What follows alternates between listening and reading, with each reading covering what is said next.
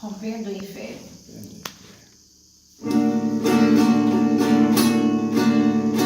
Cada vez que a minha fé é provada, me dá a chance de crescer um pouco mais. As montanhas e vales, desertos e mares que atravesso me levam pra perto de ti. Minhas provações não são maiores que o meu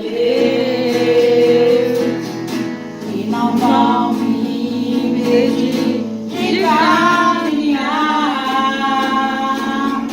Se diante de mim não se abrir o mar, Deus vai me fazer andar sobre as águas, rompendo em fé.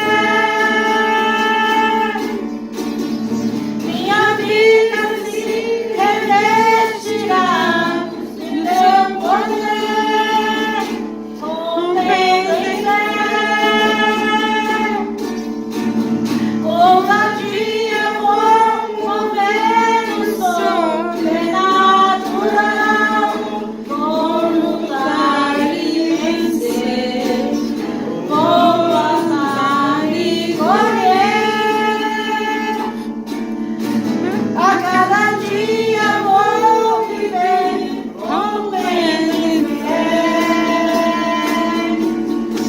Cada vez que a minha fé é provada, me dá essa chance de crescer um pouco mais. As montanhas e vales, desertos e mares que atravesso me levam pra perto de ti. Minhas provações não são maiores que o meu e não vão me impedir de caminhar. Se diante de ti não se abrir o mar, Deus vai me fazer andar sobre as águas, rompendo em fé. Minha vida se revestirá do teu poder, rompendo em fé. Ousadia, amor, mover o sobrenatural, vou lutar e vencer, vou andar e correr. A cada dia vou viver, rompendo em fé. A cada dia vou viver, rompendo em fé. Bom dia, irmãos. Bom dia. A paz do Senhor Jesus. Meus irmãos, vamos orar. Vamos falar com o nosso Deus, agradecer. Até por esse frio, né? Porque é muito bom sentir frio. Senão que estamos vivos, né? Estamos. Pai amado, Deus poderoso sobre todas as coisas. Senhor, nosso Deus, nosso Pai. Em nome de Jesus, teu amado Filho. E pelo poder do teu Santo Espírito, Pai, que nos reuniu aqui nesta manhã.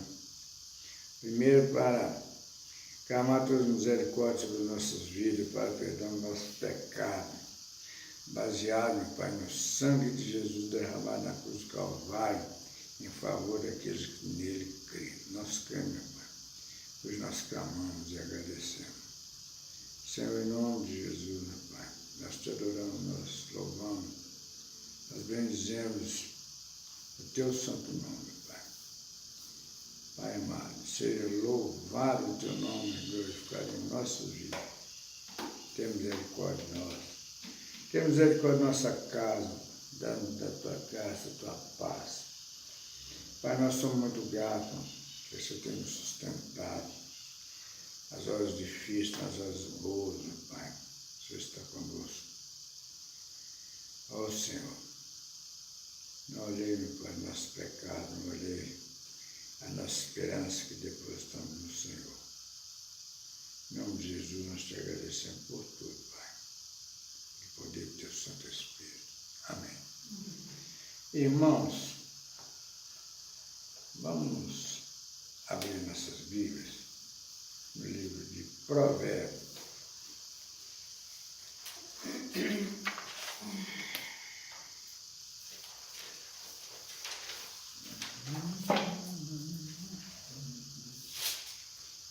Não adianta, a luz é boa, mas não pode fazer nada de luz. Irmãos, vamos estar falando em provérbio, porque provérbio, primeira coisa que nós temos de entender que provérbio não é espiritual. Provérbio é uma sabedoria humana, a experiência de muitas pessoas. Então, provérbio, nós conhecemos provérbio, muito falado, provérbio de Salomão. Mas não é só Salomão, né? Tem provérbio hindu, chinês, japonês, provérbio popular, tem provérbio para todos os gostos. Mas aqui nós vamos falar do provérbio de Salomão, e é até bom que saiba também que, às vezes nós falamos provérbio de Salomão, mas no provérbio de Salomão que tem outros provérbios que não são de Salomão, outras pessoas também. Mas o que interessa é saber o que é provérbio. Provérbio 3, vamos falar provérbio 3, porque hoje é dia 3, então o provérbio aqui nos indica, vai ter de exortações da sabedoria a obedecer ao Senhor. O verso 3 diz assim: Filho meu, não te esqueça dos meus ensinos, e o teu coração guarde os meus mandamentos. Então, é como eu disse, provérbio não é espiritual, ele é sabedoria. Então, esse é o provérbio, vem de gerações, né? Então vamos entender o que é provérbio. Provérbio diz assim: ensina que a religião está ligada aos problemas comuns da vida. Começa lembrando que, para ser sábio, é preciso primeiro temer a Deus, o Senhor. Trata também de assuntos de moral, de bom senso e de boas maneiras. Os provérbios revelam a sabedoria dos antigos mestres sobre o que as pessoas sábias devem fazer em certas situações. Alguns provérbios são a respeito das relações de família, outros sobre o comportamento nos negócios. Alguns tratam de boa educação nas relações sociais e outros da necessidade de a pessoa saber se controlar. Entre outras coisas, eles ensinam a humildade, a paciência, o respeito pelos povos e a lealdade para com os amigos. O que nós vamos entender do provérbio? Provérbios são experiências das pessoas. A pessoa sábia, a pessoa que pensam, que aproveita de experiência de outros e ela vai aprendendo, vai colocando as suas experiências também a público. E aí nós vamos conhecendo os provérbios. E muitas vezes nós até ficamos bem animados com provérbio. Você disse isso, tá. Mas é provérbio, é sabedoria humana. E a sabedoria humana é muito importante para a nossa caminhada, né?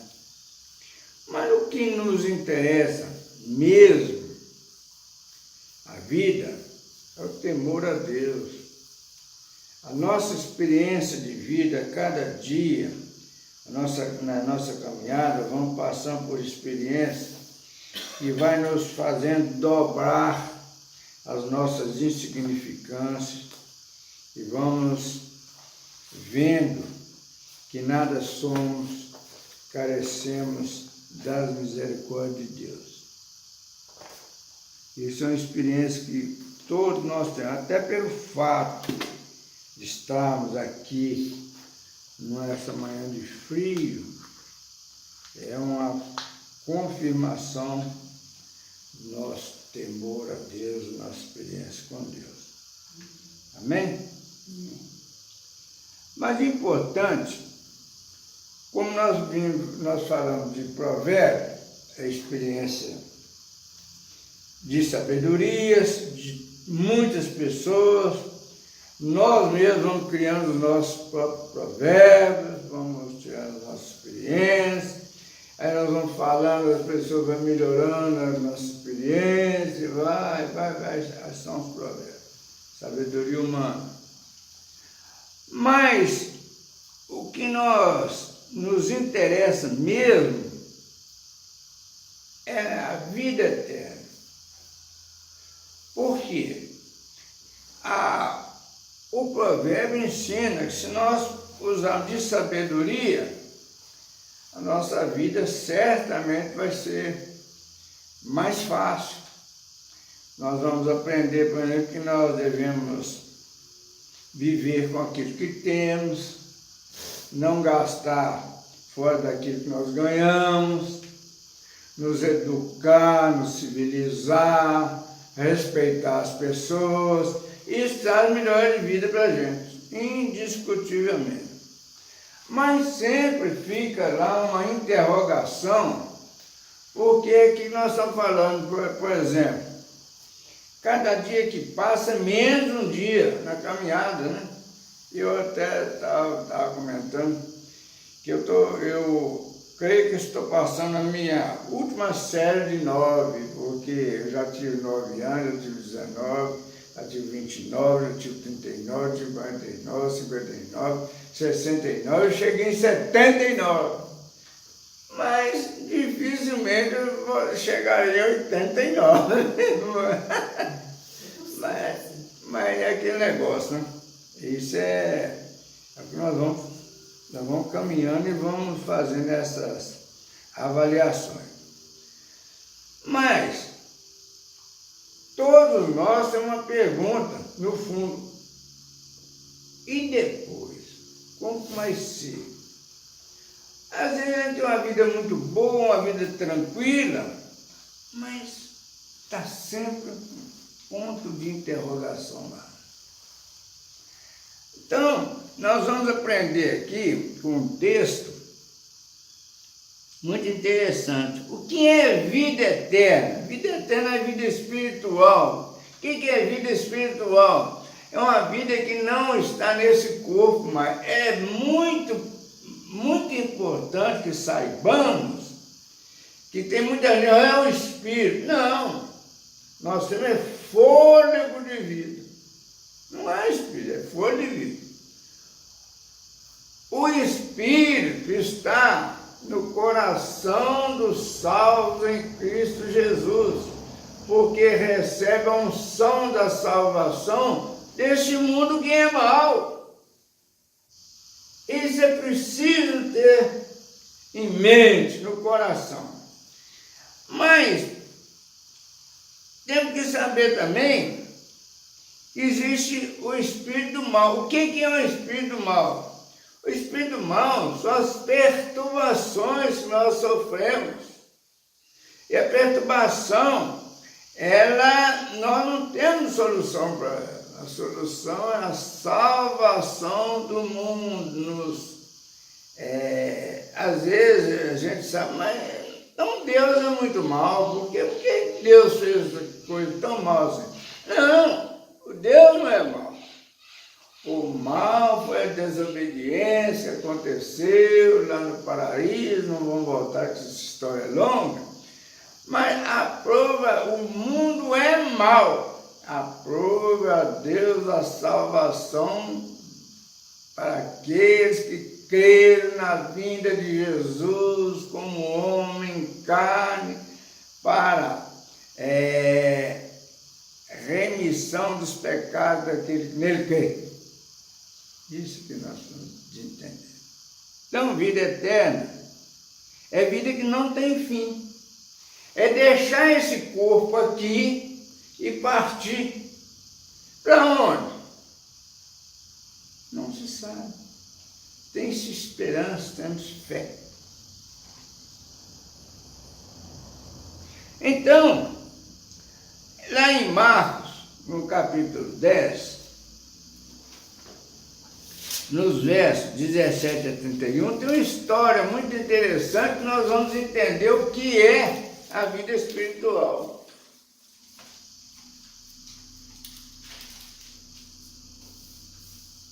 Aí nós vamos entender a história do jovem rico. E diz assim, encontraram. Aí nós vamos ver que é uma história do jovem. Diz assim: e pondo-se Jesus a caminho, correu um homem ao seu encontro e, ajoelhando-se, perguntou-lhe: bom mestre, que farei para herdar a vida eterna? Respondeu Jesus: por que me chamas bom? Ninguém é bom senão um, que é Deus. Sabe os mandamentos? Não matarás, não adulterarás, não furtarás, não dirás falso testemunho, não defraudarás ninguém, honrará teu pai e tua mãe. Então ele respondeu: mestre, tudo isso tenho observado desde a minha juventude. E Jesus, fitando o amor, disse: só uma coisa te falta. Vai e vende tudo que tem, dá aos pobres e terás um tesouro no céu. Então vem e segue-me. Ele,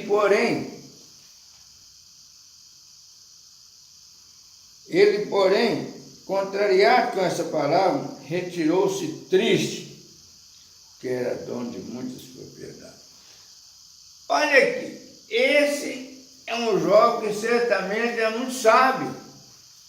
É muito sábio. Você vê o seguinte: ele, vendo Jesus, correu a Jesus. E foi a Jesus. Bom princípio. Foi a Jesus. Encontrando, ajoelhou-se perante Jesus e disse: bom mestre, que farei para herdar a vida eterna? Tinha um ponto de interrogação, que ele tinha tudo, porém tinha incerteza da vida eterna. Ele tinha uma perturbação dentro dele, ele tinha um ponto de interrogação dentro dele. E que será? Ele tinha tudo, ele tinha propriedade, tinha alegria, tinha tudo. E tinha até consciência de Jesus como mestre, como Messias. E além disso, ele tinha a consciência que a vida dele era passageira. Olha que sujeito bacana, que vida boa. Mas Jesus de cara falou: por que me chamas bom? Ninguém é bom senão um, que é Deus. Ele deve ter tomado um susto muito grande. Quer dizer, Jesus, por que me chamas bom? Bom é Deus.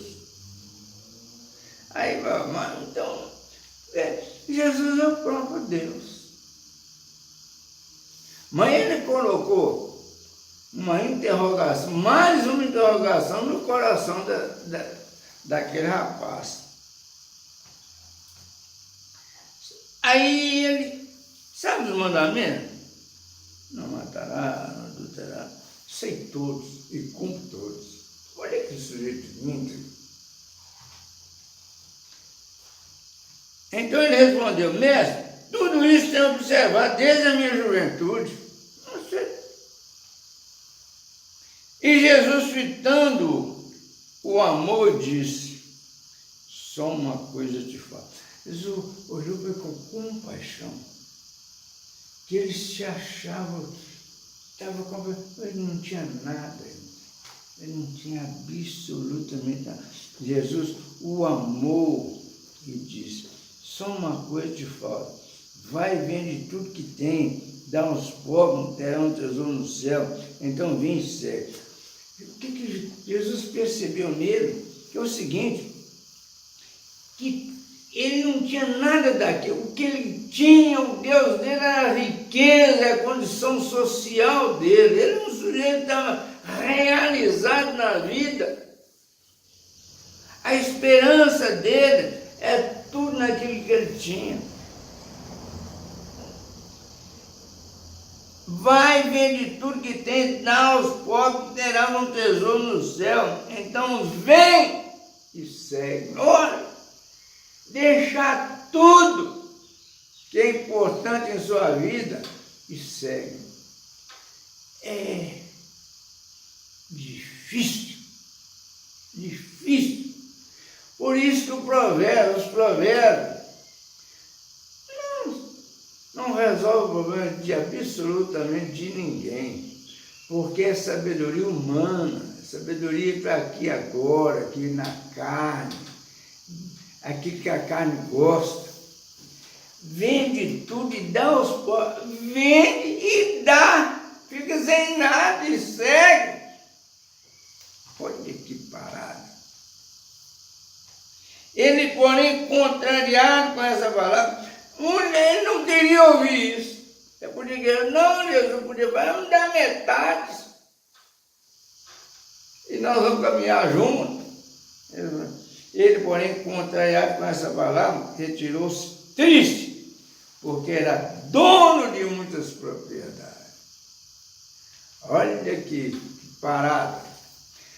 Deu para notar que a vida humana é uma vida, muitas vezes, aquele que tem satisfeito as suas necessidades, os seus desejos, as suas ambições, encontrou o céu, tá bom. Mas esse, além de ter encontrado esse céu dele, ele ainda não tinha tudo, ele era vazio, ele precisava de completar. E essa completude dele trouxe muita tristeza, muita decepção para ele. Talvez ele tenha falado: puxa, então essa vida não vale nada. É o que às vezes a gente diz, né?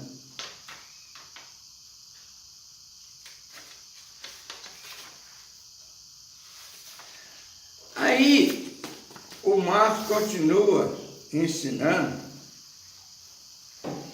a respeito do perigo das riquezas. Marcos ensinando, não, Jesus ensinando e Marcos transmitindo o ensino de Jesus. Então, Jesus diz assim, Marcos diz, transcreve assim: então Jesus, olhando ao redor, disse aos seus discípulos, aqueles que caminham com ele. E nós podemos dizer: nós caminhamos com Jesus. Mal e porcamente, mas nós desejamos de caminhar com Jesus. Quão dificilmente entrarão no reino de Deus os que têm riqueza. Por quê? Porque, infelizmente, o Deus desse mundo é o dinheiro, é a riqueza. riqueza, é o ter, é o ser, ter, ser.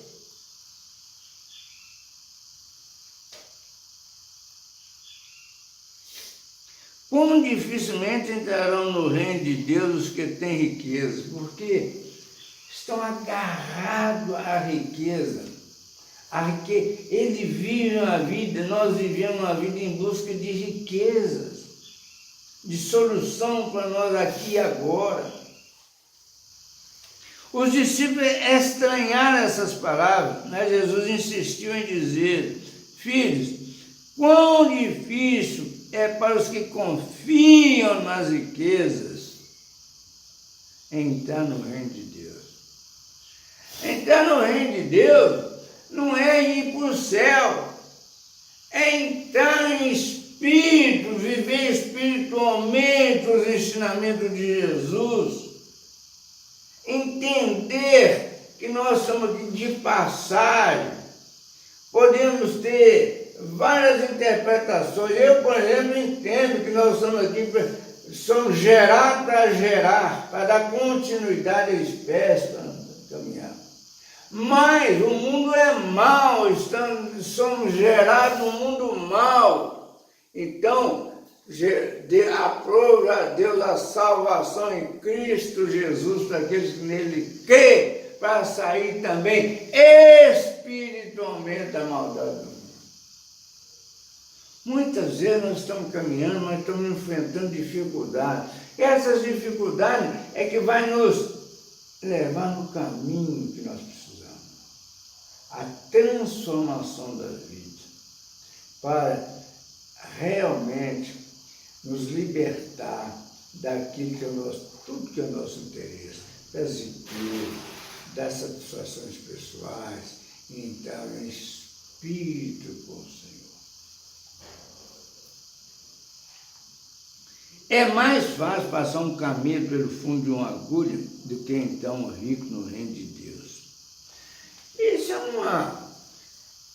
é muito pesado isso aí. O que está falando aqui é camelo mesmo, camelo que tem nas costas. E fundo de agulha mesmo, que a mulher enfia a linha para costurar o ombro, enfia a linha para costurar. Está dizendo fundo de agulha e camelo. É impossível um camelo entrar no fundo de uma agulha. Mas é mais fácil passar um camelo pelo fundo da agulha do que entrar um rico no reino de Deus. Por que riqueza é mal? Não. É porque se nós não abrirmos mão das coisas desse mundo, não existe possibilidade do Espírito do Senhor entrar no nosso coração. Eles ficaram sobremodo maravilhados, dizendo entre si: então, quem pode ser salvo? Só pela misericórdia de Deus, só pela misericórdia de Deus. Nós aprendemos, infelizmente, Papai do céu, não, nós somos criatura, somos criatura. Nós só tornamos filhos de Deus em Cristo Jesus. Por isso que a Bíblia ensina que Jesus foi o unigênito, único, mas transformou-se em primogênito, deixou de ser o único para ser o primeiro, e todos os salvos são filhos de Deus em Cristo Jesus. Jesus, porém, fitando neles o olhar, disse: para os homens é impossível, contudo, não para Deus, porque para Deus tudo é possível. Tudo é possível. Por isso que às vezes a gente vê pessoas que aos olhos humanos não tem mais solução. Seja por qual motivo for de enfermidade, disso, daquilo, não interessa. Para o ser humano é impossível, ainda com toda a sabedoria humana é impossível. Mas para Deus nada é impossível, tudo é possível. Então, Pedro começou a dizer: eis que nós tudo deixamos e te seguimos. Olha, Pedro, caminhando com Jesus, fez uma cobrança na hora. Olha, o que nós estamos fazendo? Nós estamos te seguindo. Então Pedro começou a dizer: eis que nós tudo deixamos e te seguimos. Vamos ver o que diz.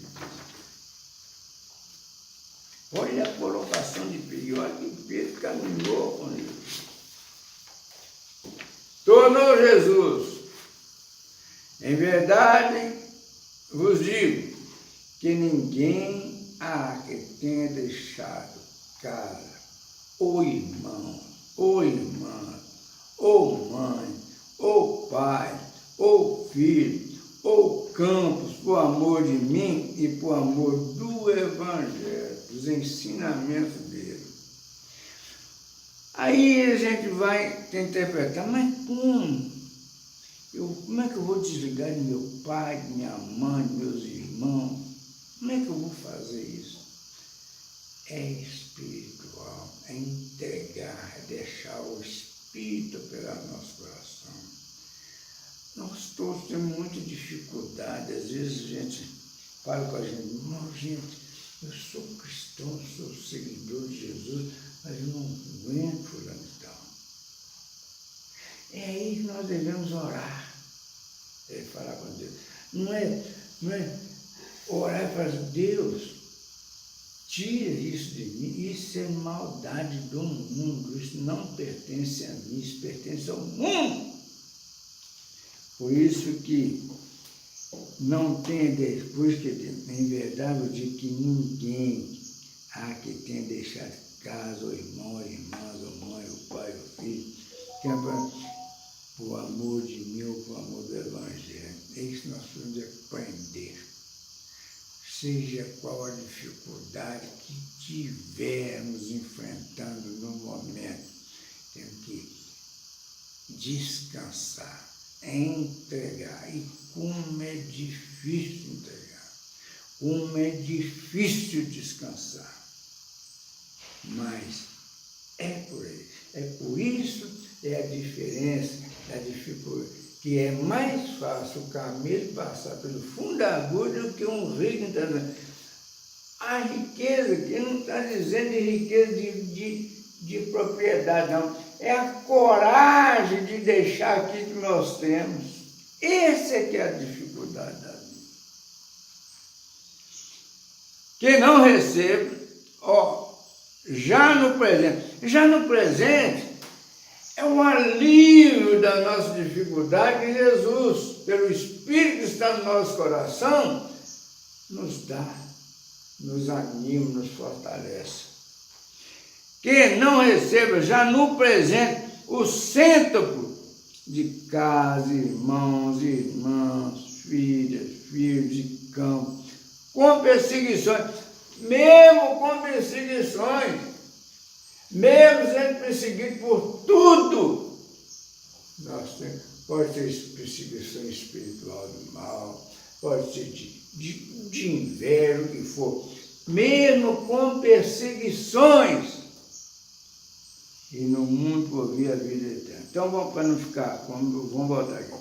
Tornou Jesus, em verdade vos digo, que ninguém há que tenha deixado casa, ou irmãos, ou irmãs, ou mãe, ou pai, ou filho, ou campo, por amor de mim, ou marido, o que for, e por amor do Evangelho. Que não receba já no presente, a vida já não é melhor com Jesus. O centro de casa, irmão, mãe, filho, campo, perseguições, e no mundo por vir a vida eterna. Porém, muitos primeiros serão últimos, e os últimos primeiros. Meus irmãos, no mundo por vir a vida eterna, até nisso nós temos que descansar. Não tem que ficar preocupado. A Bíblia diz que Deus criou o paraíso terrestre, o mundo, para colocar aqui, neste paraíso terrestre, um povo escolhido seu. Isso que a Bíblia promete. Então nós temos que descansar, crer, acreditar. Se nós formos orar para o mundo cada dia, nós temos motivo para desanimar. Cada dia. Cada dia. Governo corrupto, confusão, enfermidade, não sei, muita violência, tudo de ruim. Nós temos que entregar o marido, mulher, filhos, netos, viver, caminhar com Jesus. Porém, muitos primeiros serão últimos, e os últimos primeiros. O que nós vamos entender disso? Não tem ninguém aqui diferente, não. Todos nós estamos fazendo uma coisa só, é descansar em Cristo. Esse jovem que nós vimos aqui, ele tinha tudo. Nós encontramos muita gente. Quantas pessoas nós encontramos que falam assim, puxa vida, olha esse sujeito assim, assado, tem tudo. Tem tudo. E nós não temos nada. Não interessa. O que interessa é a nossa vida em particular, nossa vida pessoal. É reconhecer a nossa insignificância, não somos absolutamente nada, não somos diferentes de ninguém, a mesma maldade está no coração dos outros, está no nosso coração também. Para ver em quais situações que nós estamos caminhando, como que nós viemos. Se nós chegarmos a essa conclusão, que nós vai se realizar em nós o que está no verso 30. Que não receba já no presente o cêntuplo de casa, irmãos, irmãs, mães, filhos, campo, com perseguições e no mundo por vir a vida eterna. A nossa esperança tem que ser essa. A grande verdade, até que a gente ouve muito, até com certo atrevimento, alguém fala assim, eu não pedi para vir no mundo. Não pediu mesmo, não. Nós não temos nada de nós mesmos. Tudo recebemos. Então, nós precisamos de ter essa consciência e, com fé, esperar. Isso está falando nesse verso 30, qualquer um de nós podemos notar. Eu fico impressionado de ver como que eu tenho vivido bem. Baseado em quê? Minha vida nunca foi tão difícil como tem sido agora. No entanto, eu tenho vivido maravilhosamente bem. E eu gosto de falar isso, não é por vaidade, não. É porque eu não tenho outra saída, eu não tenho outra explicação. Eu acredito que aconteça com todos os irmãos. Mas nós estamos perfeitos? Não. Nós estamos no caminho. Vamos enfrentar dificuldades ainda, porque isso faz parte da caminhada. Mas na certeza que a nossa luta, a nossa guerra, Jesus lutará, guerreará e vencerá por nós. Amém? Vamos hoje, como nós